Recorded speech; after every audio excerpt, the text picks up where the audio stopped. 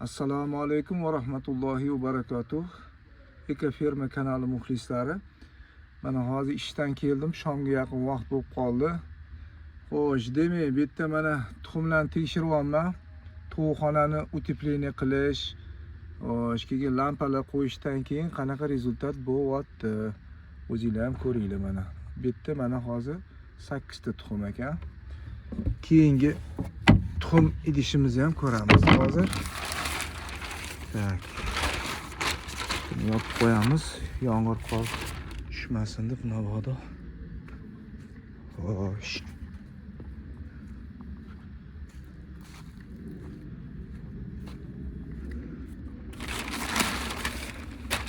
Endi 20 ta tovuqga yaxshi niyat qilib 2 ta tuxum qo'yadigan ish qilib qo'yganman-da.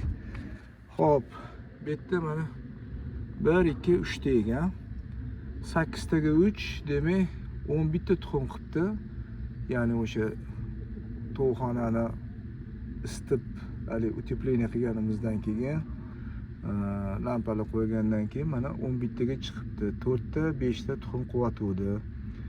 Bundan ham ko'payadi degan umiddamiz. Xudo xolasa kuzatib turasizlar. Rezultat menga ham, sizlarga ham qiziq bo'lsa kerak har holda. Sog' bo'linglar. Assalomu alaykum va rahmatullohi va barakatuh.